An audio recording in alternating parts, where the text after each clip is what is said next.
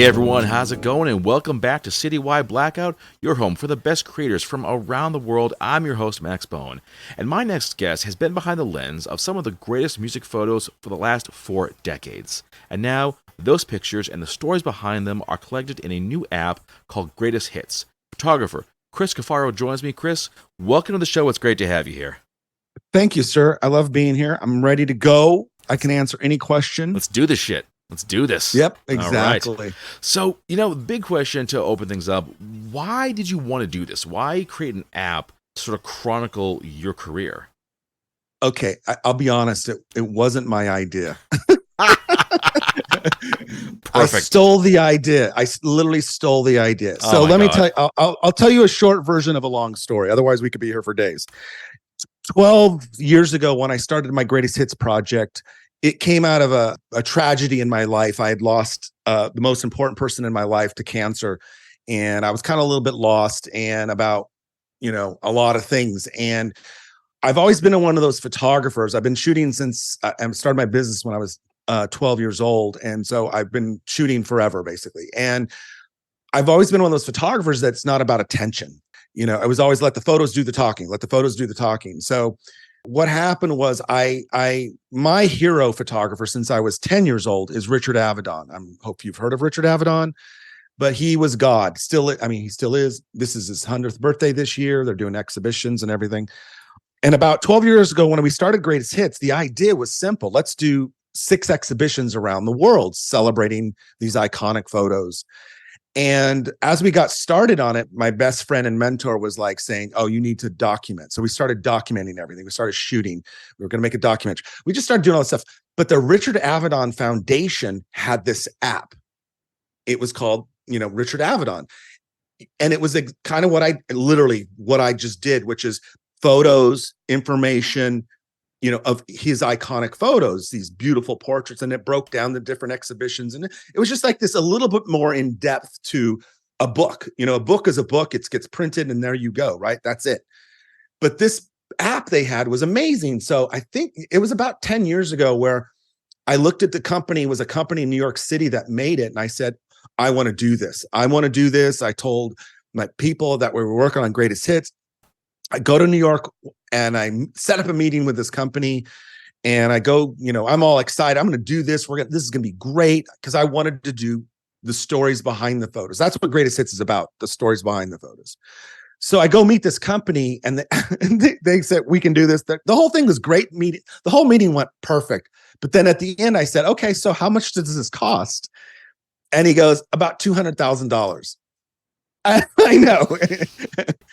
And I'm just like, oh, well, then never mind. 200,000, right? like all at once or the next 1,000 years? Holy shit. It just, and it's a free app. So you're sitting there kind of going, I can't make money on. And so I understood with it. And this is when, they were building apps from, code and scratch. I mean, now apps are done, differently now, modules and whatever else. But so I was just like, that killed that idea. And so then I continue on with the exhibitions. We had the first big exhibition here in LA in 2017.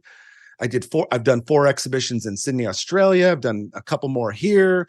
I'm working on even more now. I'm working on a Melbourne one. I'm working on my first European one. And, my goal in life is to do this till I say to people, and I know this isn't written in stone, but I always say, I want to do this till I'm 65. That's 2 years away. I'm 63 now. So the idea was, let's build this app. So when I was in New Zealand in February, I met this company, iSPARX, and they're like this major tech company in New Zealand. And they do these things all the time. And they're, New Zealand's known for their tech, Lord of the Rings movies are made there and all the crazy shit they do with that stuff, right? So I met this company and we were just shooting this shit and I didn't know exactly what they were doing. And I mentioned, hey, it'd be really cool. I have this vision for an app. And they, well, what's your vision? I explained it. I want to dive deep. I want to have this. I want to have proof sheets. Because that's what I'm doing on my website. And they went, piece of cake. We can do that. I said, ha, ha, ha. And then a couple of weeks later, they came back at me with like a whole plan and said, here's what we need from you. And I was like, are you sure? I don't have $200,000 if that's what it's going to cost. And they were like, no, we want to help you out. And they've become, I always tell people, iSPARX is amazing. I mean, the owner, the CEO, the guys who work there, they have been so supportive. Now we're like, I keep saying to everybody, we're more like a team now because I have all these crazy ideas and we're just building that app. And that's kind of how it started. And, we just dropped the app. I've been told we've got hundreds of downloads. The reviews have been good. I'm telling everybody, please go give me 5 stars and give me a good review. But if you're a music photography lover, if you're a music lover, if you're a photography lover, right now is, I call it version 1.0, meaning we dropped it with over 100 photos. You can, find this iconic photo of George Michael, then go see the proof sheets to that George Michael photo to see the process. A photographer loves proof sheets, and you get to see the process. Then you get to see me telling the story behind that video. There's a lot, for me, it's, like I said, it's just the beginning. There's the trailers, but we have planned, like I like to talk about, and I know I'm rambling here, but I just keep saying it. We had a call a while ago where we just talked about the future of the app, the things that we can do. And that's where I'm really excited. All right. Yeah. And for the folks at home, if you haven't done it, definitely get the app because it's so cool. There's so many different parts of it. But I want to talk about the stories because I loved checking the videos out for all the different people you photographed. What was it like for you to kind of go down that memory lane and sort of revisit these times? Well, the good news is I'm very organized. I have been really organized probably since 1989 is when I got crazy.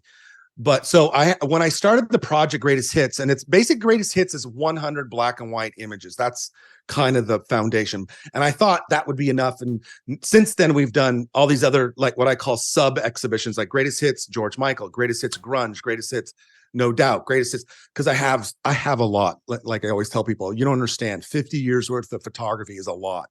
And but the idea, the videos came from the beginning when I said to everybody, because it's happened to me my whole life, oh, Chris, I love your picture of Nirvana.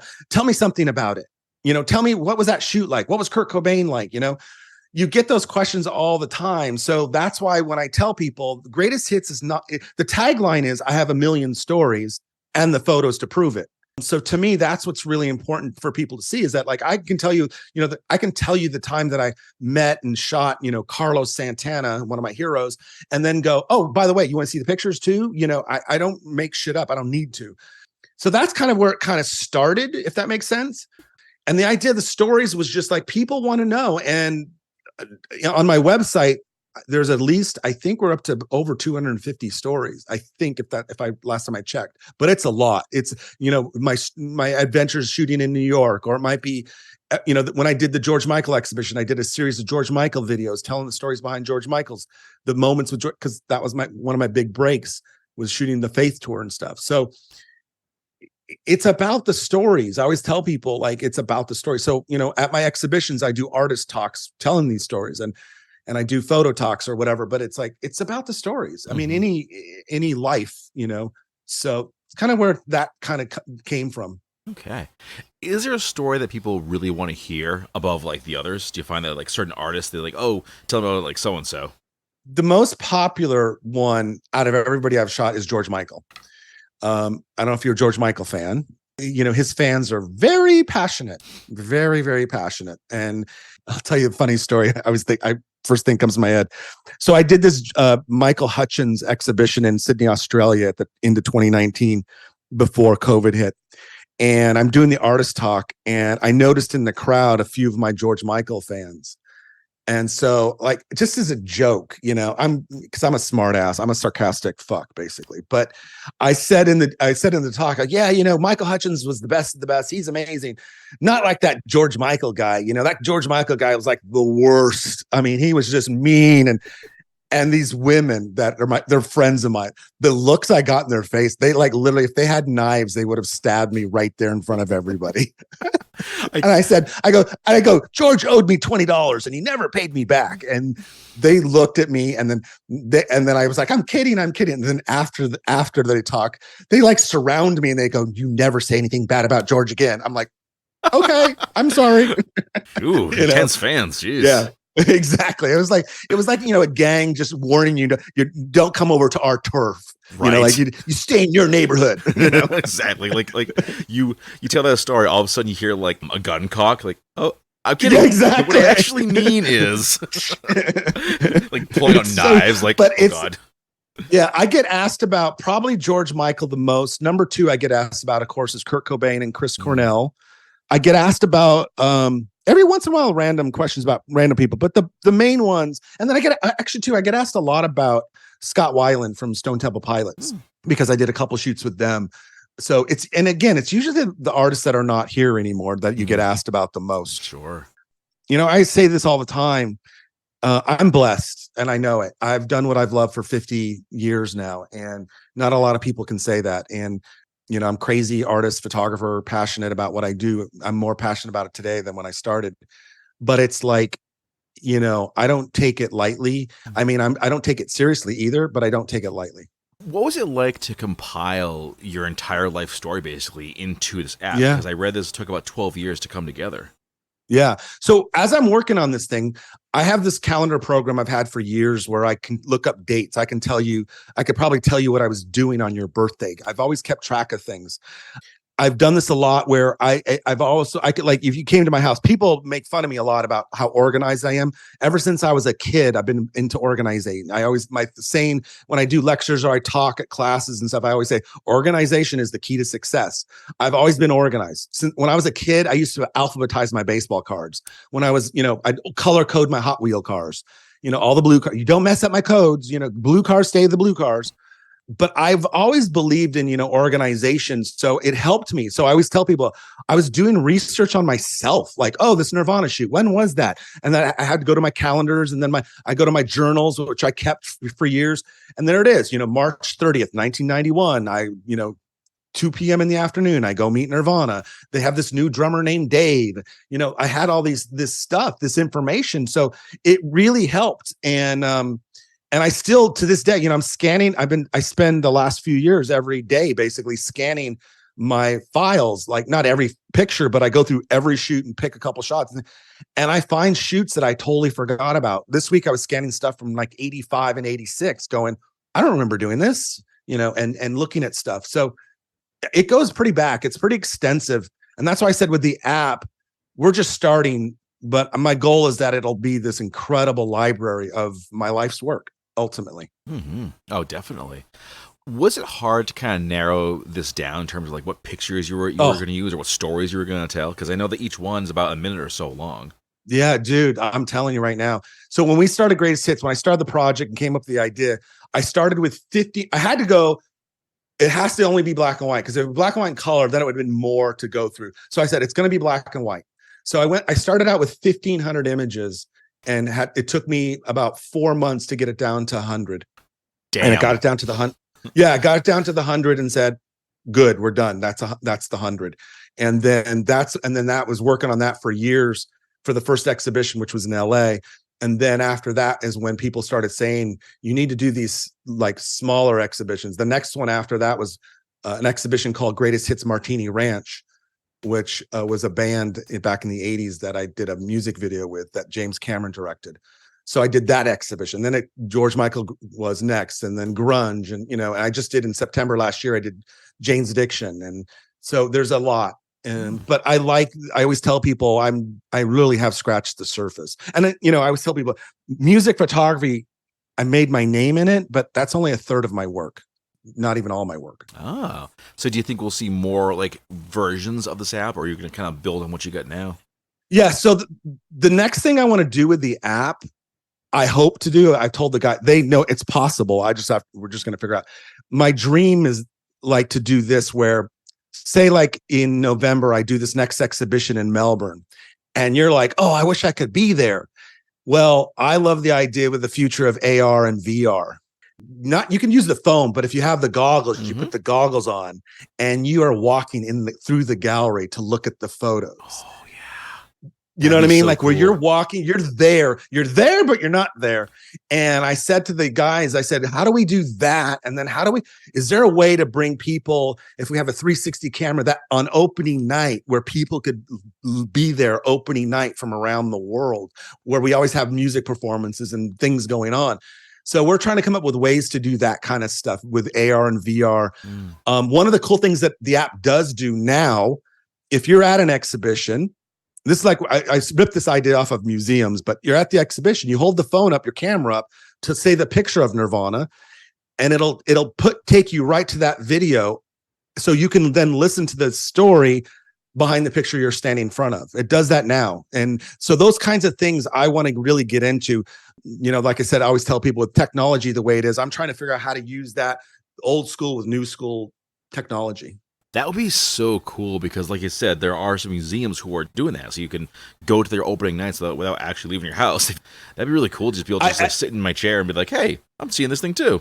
Yeah. And I love the idea that we talked about doing, like, I have fought for a long time about doing workshops and things like that, because I'm not a big fan of photographer workshops, because every photographer thinks they're an expert and knows everything, and they call themselves masters and they're not, and and all that's crap.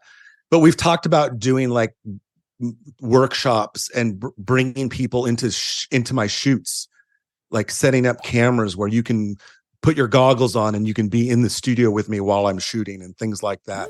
We're bouncing around all sorts of ideas because, technology is the AR thing is, when those Apple goggles come out, that's a game changer. Oh yeah. I always tell people, I know they're expensive for now, but it's just the beginning.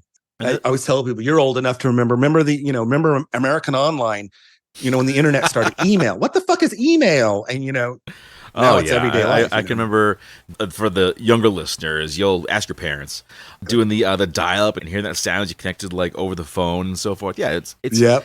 And I work in journalism, so I've seen this too. I've seen the massive change in my own industry, and I feel like you got to either embrace it or you're gonna get left the fuck behind. So you got to embrace it. That's what I did with photography. I remember when digital photography started. I bought my first digital camera, cost me $50,000.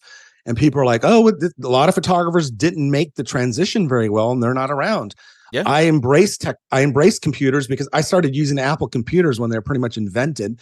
I was not afraid of digital. I actually love it more than ever. I always tell people film sucks, but it's like, it's that kind of thing where, that's why I said, everybody, with the app, we got to, in my mind, it's like, we launched with 1.0.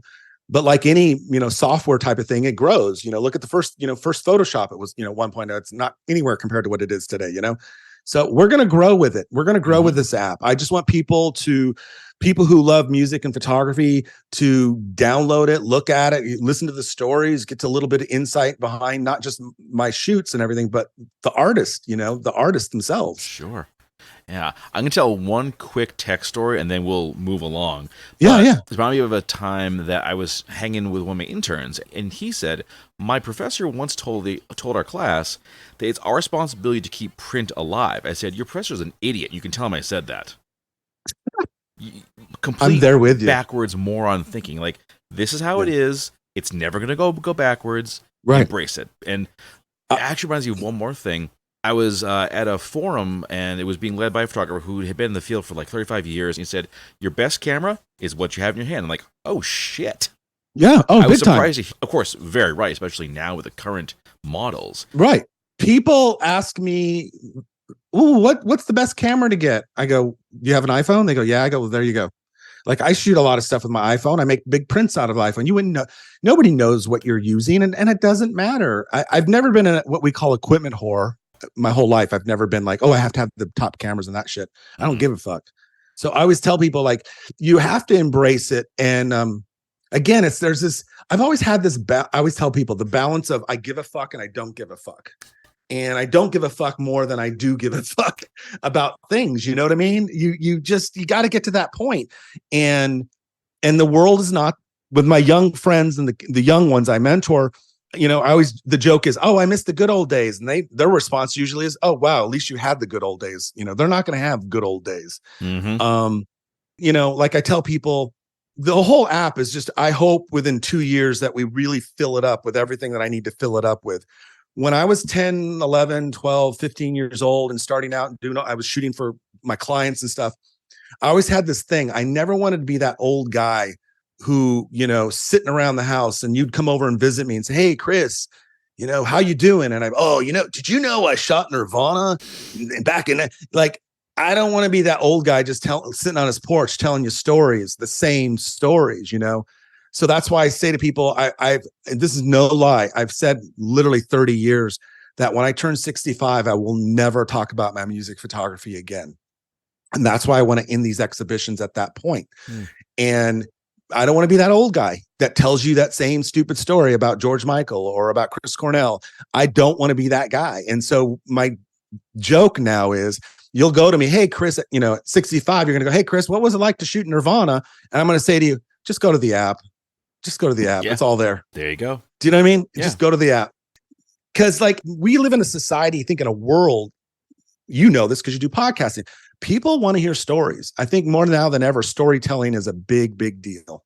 I really do believe that. I'm curious how you went about picking which story to tell, because I'm sure, regardless of the artist, you must have like a million of them. So how'd you say, you know what, right, we'll just say this one thing and move on? Well, like I said, it's grown. When I first dropped the first 100 images, we did 100 videos. We spent like 3 days in the studio, me ranting. My crew drove my crew crazy. I'll never forget. I would tell them, because they're my really good friends, and we've been working together for years. I'll be talking, and then my camera guy would just go, cut. You said that stupid thing before, Chris. Can you try something else? And like, they would just be yelling at me the whole day. I'm like, God, guys, be nice. but as the project has gone on, every few months, I'll book a studio, come up with a new list of things, and here's some new stories we're going to tell. Like, oh, hey, I'm doing this grunge exhibition, so I need to shoot 10 grunge videos for the grunge exhibition. And right now, I'm working on, where's it at here? I have something like 12 new stories we're going to do in a couple weeks. So, it's constantly evolving. Like, that's why I tell people all the time, my website, that's where the bulk of it all is. But I want to get that side of things into the app down the line. So it's going to take some time, though. Okay. I want to ask about black and white. Do you find that more appealing than color pictures? I've always been a black and white guy since Richard Avedon. I started at 10 years old. I knew I was going to do this my whole life at 10. Had my business cards at 12, and I was running my business. And he was my hero. Irving Penn was my hero. David Bailey, who's still alive, he's in England. He was like the English version of Avedon. Those guys, the images that made the most impact were black and white. So I always say to everybody, whenever I shoot, I'm lean like 70% to black and white.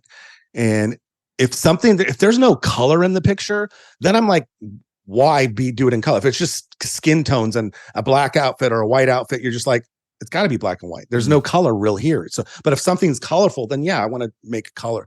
I just have always preferred black and white. Like I've said to people all the time, if you told me, Chris, you can never shoot color film again, color pictures again, I'd be like, okay. But if you said, Chris, you can never shoot black and white ever again, I'd have troubles. I'd be like, go away. I quit. I'm done. Hang it up. Yeah, exactly. I'd be like, I don't have time for this. But I think what happens is, I think nowadays more than ever, because of digital, you have that option. Can I do black and white, or I can do whatever I want with that digital image? Back in my day, when you were shooting film, you had to shoot one roll of film in color, one roll of film in black and white. And then you would decide afterwards. We talked a bit about the gear. Do you have a preferred brand? Any certain kind of camera you like to use?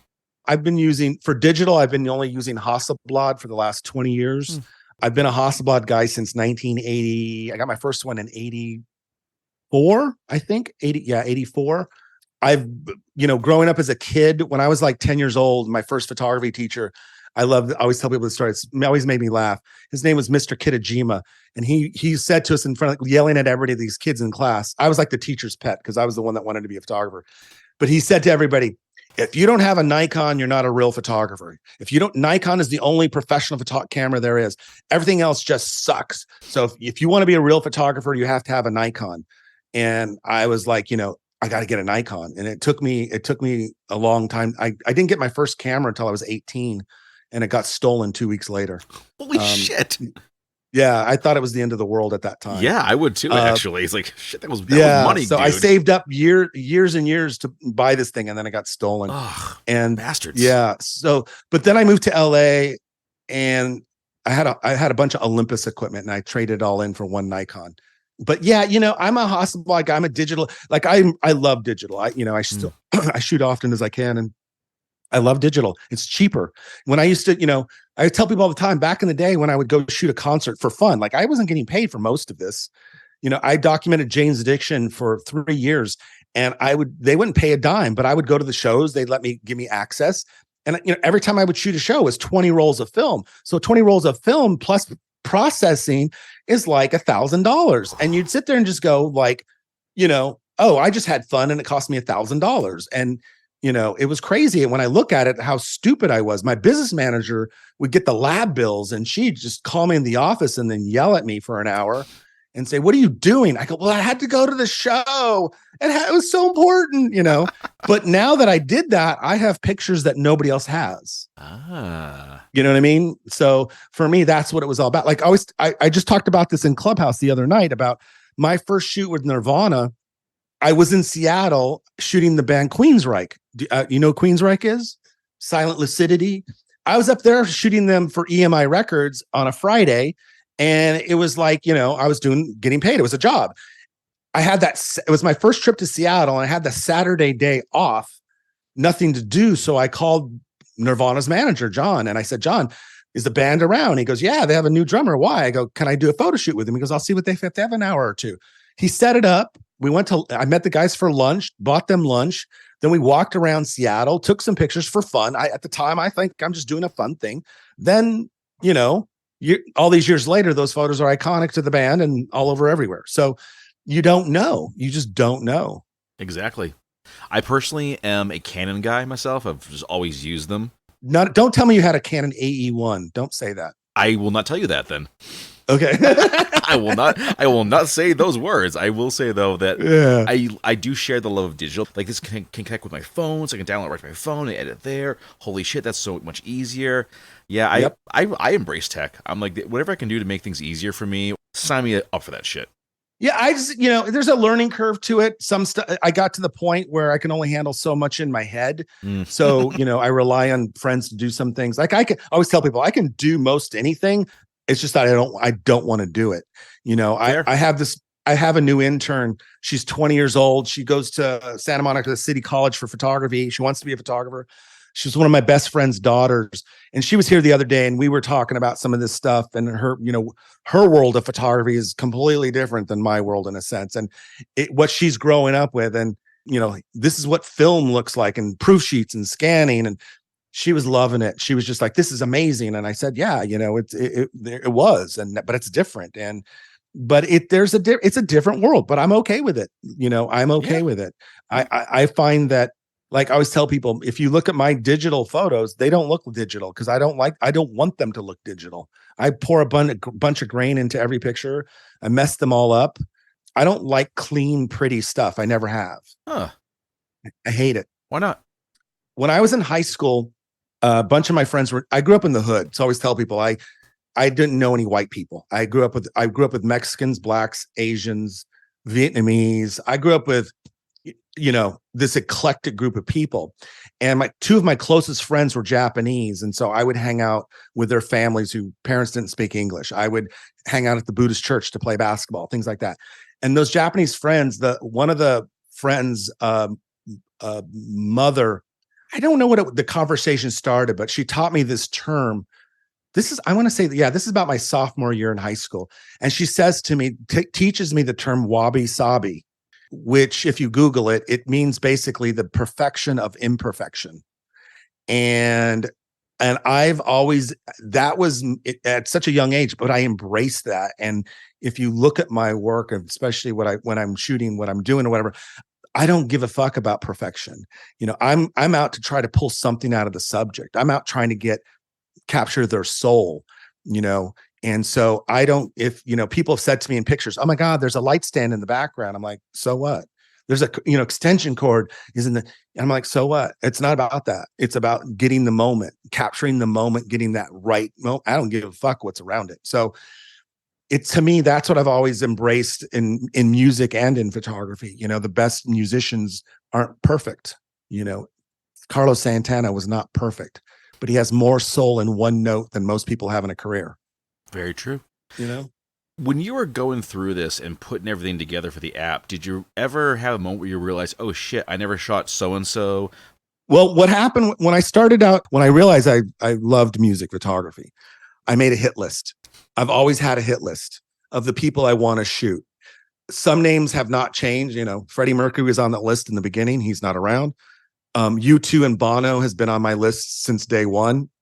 Haven't gotten to them yet, but it's changed and evolved over the years. That list of like the people. I think I updated on my website, I think once in a while. I have to look at the last one. But there's a lot of, I love to shoot Lady Gaga. I would love to shoot Billie Eilish. I would love to shoot these artists. And the last 10 years now, I shoot mainly new artists anyways. I'm shooting one on Wednesday. I did a bunch in Australia, New Zealand. I love shooting new talent because, as I like to say, I'm a jaded, cynical fuck. And when I shoot new talent, they kind of, their ambition, their passion rubs off onto me and kind of gets rid of that negativity in my life. Like I jokingly say to people, I think it's like, if you look at the app, like I'll say like, I always tell people I sound like an old man, like back in my day, kids, I saw, Soundgarden, and it's like, and they're like, oh, shut up. Like, I know, and it sounds stupid, but like, there's an old joke I heard years and years ago from a friend when Marilyn Manson came out. The best line I ever heard was, "Oh, I love Marilyn Manson, but I liked him when his name was Alice Cooper," and meaning that it's all been done before. Do you know what I mean? Yeah. Even now, people are like, "Oh my God, Lady Gaga." Well, that was Madonna, and before Madonna, there was Dusty Springfield, and like you go down it's all been done, people. There's no original thing. Nothing's original. Well, and more now than ever. I think part of that is because we're always inspired by those who came before us. Lady Gaga got her inspiration to do music probably from Madonna or someone else. Yeah. So there's always that people that we grew up idolizing, that we take a piece of that with us when we pursue our own art, whether it's like horror writers. I will guarantee you they'll be like, oh yeah, Stephen King gave me the idea to do this, or Brian Keene gave me the idea to do this. There's always someone 100%. to take a cue from. That's why I say to people, I say this all the time. Go look at Richard Avedon's work and then go look at mine, and you'll see I ripped him off cleanly. There's some stuff, especially when I was younger. I was like, only difference between me and him was his subject was Audrey Hepburn and mine was some girl named Sally. Do you know what I mean? But I was doing the same exact photo. But I go, if you're gonna steal from the best, like there you go. It's what? It's not stealing, it's a tribute. Right. It's honoring them legally in court. Yeah. There you go. It's we always say it's an homage. Exactly. Yeah. I'm actually curious, you and Richard, do you guys ever connect? No. So I have a signed book by Richard Avedon. My best friend got me years ago when he was alive. So when I moved to LA, the first 3.5, 4 years, I worked at a black and white lab here in LA. It was the best lab. It's still around. It's the best. It was the best #1 black and white lab in LA. And I got to meet a lot of my favorite photographers, and I processed film for Helmut Newton and Greg Gorman and Herb Ritz and Bruce Weber and Paul Jasmine. I can go down the list. Matthew Ralston, guys that are just, at the time were the big shots, we call it the major league. So they were all the major league guys. And so I got to process, I would say Herb Ritz's first book, I processed all the film for that book and printed some of it. And a lot of that stuff, Greg Gorman, who's one of my favorite photographers ever, who shot everybody. Greg's, that did the David Bowie Let's Dance album cover and shot Bowie a bunch of times and shot everybody who was anybody in Hollywood. I did a lot of his stuff for years. So that's how I got to learn. I always say I never assisted any photographers. I just, I didn't go that route. I was the lab route. And so but meeting those guys, it helped me a lot. Paul Jasmine, who nobody really knows, is one of my favorite photographers ever. He taught me how to be, you need to be nice always. And I believe in that. And Greg was the same thing. Some photographers were assholes and you just didn't want to be around them, and they're not around anymore because they were assholes, so I've always been, I always tell people I'm curious. I've always has been, I always tell people I'm that little annoying kid in the backseat of the car going, why? Hey, do you know what I mean? Yeah, I like that. Yeah, I mean, we always need those, curious folks. And yeah, definitely big lesson, folks. Don't be an asshole. Whatever you do, don't be an asshole. No one's going to like you. Well, I always tell people, like, rule number 1, don't be an asshole. Do you want to work with an asshole? They don't want to work with an asshole. Nope. And you just don't. They don't last. They're not around. And I'm not saying you have to be, super, super nice, whatever. You have to have boundaries, but you just have to just be nice. Manners don't cost a dime. Now, this next question, I'm not going to ask who your favorite person to shoot was, but I will. No, everybody asked me that question. I'm actually curious about location. Is there a spot that you shot that you thought, hey, this is like my spot? Well, in the early days, in the early 90s, there was a studio here in LA that I used to shoot at a lot. And it was called Studio 46. It was on Pico Boulevard and by La Cienega. And Studio 46 owner, Bill White, the nicest guy on the planet, used to really take good care of me and hook me up with things. And I did my famous picture, my iconic picture of Perry Farrell in bed, which is called Jesus Christ Pose, which the song Jesus Christ Pose is written about that photo. I always say Chris Cornell wrote a song about my photo. And I always tell, not a lot of photographers can say that. But that studio, I shot a lot of shoots there. I shot Nick Cave there. I can go down the list of so many shoots at that studio. I loved it because Bill was the best. Again, somebody who I'd go to him going, I have $300 budget, Bill. And his studio was like, $800 a day plus, extra equipment was extra. It could be like a $2,000 shoot. And he'd go, oh, just Chris, bring the $300. You can have whatever you want, And I directed my first music video there with Pearl Jam, things like that. That was one of my favorite, just the energy, the looking back on it, the photo shoots I had there. It was just something special. Then after that, years later, Smashbox started here in LA. My good friend Davis Factor started all that with his brother, and that became the place to shoot. And so I've always, and location wise, I love LA, love New York. I've done shoots everywhere, studios in New York, things like that. My joke for years, honestly, has been, I don't give a fuck where I shoot. You can put me in a closet with a subject and a light.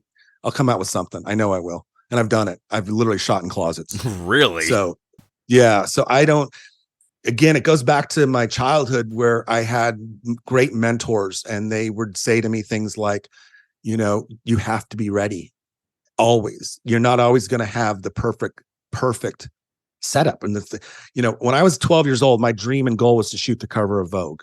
Nothing smaller than that at 12. And so I was taught, well, then you better be ready because Vogue's going to call you someday and you best be ready. Mm-hmm. So that's what I've always believed. I'm still waiting for that phone call. Hey, someday, Yeah, we got some time left. We got some Yep. time.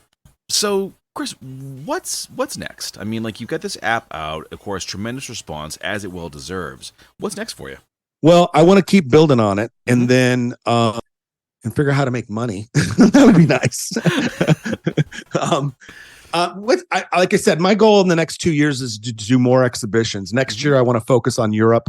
I don't know how many I can get done there. Right now, my dream list is about 6, depending on where and when. Been writing a TV series for the last 7 years that I'm working on. So with Greatest Hits, this is a funny story. So up until Greatest Hits, I never got in front of a camera. My parents couldn't prove I existed because they had no pictures of me. You point a camera at me and I'd usually throw a rock at you. And so when I started Greatest Hits, these videos, my best friend said, you need to, do a documentary on the making of Greatest Hits. So I said to him, that's a great idea, but I don't want to get in front of the camera. And he goes, well, you have to, it's a documentary. And I said to him, I go, can I hire an actor to play me? Can I ask Brad Pitt to play me in the documentary? And my friend's like, no. He goes, you don't look like Brad Pitt. He doesn't look like you. And you have to be in the documentary. And then we were talking about the story videos. And I'm like, and he goes, I can get an actor to play me in those, He's just like, shut up and get in front of the camera. So that started the journey of getting in front of the camera. And now I'm, comfortable with it and at ease with it and just kind of resigned myself. I'm old and fat and ugly. That's just the way it's going to be. But that documentary was going along really, really well. And the arc of the documentary is, and it's the arc of the project. My dream and goal, not even say dream, the goal and will happen is the last exhibition I want to do in New York City. And that's the end of the whole project. And I want that exhibition at Madison Square Garden, which has never been done. And so that's the dream. So the documentary is the making of the project. Follow me as this. I always tell, follow me go from an idea to crazy. So it's like this journey of me going crazy. So we've decided to turn it into a TV series instead. So we've been working, pitching that around and trying to get it on Netflix or something. It's like more of like a docu-series. Each episode is about each exhibition, and you get to follow me and there's all these interviews. We've been shooting everything now for I think it's over 10 years, about 11 years. So that I'm working on that. I'm a workaholic. I always tell people, if you ever wonder what Chris is doing, I'm working. Yeah, I've always have been. Do you know what I mean? Like, oh yeah, I'm a similar way. Yeah, it's like I always tell people, it's my blessing and my curse is I've done what I love, and I don't think of it as work. I've never had a job. It's not a job. It's not even a career. It's a life. I used to meet some amazing artists, famous artists back in the day, and I have the conversations with them, asking them, thinking I'm crazy. Is it me? Am I crazy? And then they'd look at me, go, "No, Chris, you're an artist." And I'd be like, "Oh, I thought I was crazy." No, well, it's encouraging. It's good to know. It's like I'm not insane. I was special. Fantastic. Yeah. So I'm not a psychopath. Awesome. Yeah. Nice. It's good to know these things. That is the truth, though. I like that. Well, Chris, man, we're coming down to the end of the journey. It's been fantastic talking to you. For the folks at home, if you haven't gotten the app, get it. Greatest hits, easy to find. Please. You're gonna love it. There's so many cool stories and pictures, and of course, check out CuffaroHits.com, CUFFARO hits.com. It's everything there. So I got to tell you one quick thing. I want to give myself a plug here. Yep, go for it. So Cuffaro Hits is my project, my present. Yep. CuffaroPhoto.com I call my past and my blog. Cuffaro Plus is my new work. And then my favorite website I have a lot of websites, but my favorite website is heapskeen.com. It's HEAPS Keen, KEEN. It's my vacation pictures. so when I go to Australia, I had to make a website for my Australian fun. I love Australia. I've been going there for a long time. And so I created this whole website about Australia. My friends are like, they're like, nobody looks at this shit. And I'm like, I know, it's for me. It's, and during COVID, when I couldn't go to Australia, I'd look at that website like every day going, oh, I miss you. Someday the world will stop I'll being be back. on fire. I promise. I said this for a year when I knew I was going, but I went back I was there November 1st of 2022. I told everybody this. I get to Australia, I land the plane, I always stay at the same place in Bondi Beach, drop my bags off, put my shorts on. I walk across the street. There's a bench that I sit on like every day when I'm there to relax, to be grateful. I go sit on that bench and I sit there and I start crying and I start thinking to myself, where the fuck did 3 years go? It felt like yesterday that I was sitting there. Like 3 years went by, and I just remember just sitting there, kind of going, "Where did 3 years go?" Because I left Australia, and then COVID started, and then like there I am back, and 3 years had gone by, and it didn't feel like it. It was like nothing's changed. I'm still here. I'm alive. Thank you. But it was just crazy. It was a little bit of a mind fuck, thinking that 3 years, just 3 years, not 1 year. Not 2, but 3 years had gone by, and here I am back on the same spot, in the same bench, in the same seat, drinking my coffee. It was crazy. Life is weird that way. It is, isn't it? Life is weird that way. I'm not the only one that thinks that, right? No, not at all, sir. You're life is weird that way. That's all I'm gonna say about that one. Yeah, like I always say to people too, like I look at my photo, I'm scanning, doing all this. I'll look at a photo going, oh my God, I shot that in 1985. And then I look at it and I go, well, 85 is how long ago was that? Like, it's 10 years now. I start doing the math. And you're like, oh my God, 30 years. You're like, where did this go? Oh, dear God. I was like, I feel like it was yesterday that I was in the studio, and you're just like, time goes by fast when you're getting old. But at least you get to enjoy it. There is that. Yep. All right. Yep. Chris, man, great talking to you, of course. Thank you. And loving the app. And folks, get the app. Check out the site. Thank you. Check his vacation pictures. See his vacation pictures. Exactly. And then travel. Go somewhere. Yeah. Doesn't matter where. Yeah, go to Australia. Go. All right, Chris. Yeah, thank you so much. I appreciate this. Is a lot of fun. All right. And until next time, sir. Thank you. Hi, this is singer Kate Eppers, and you're listening to Citywide Blackout.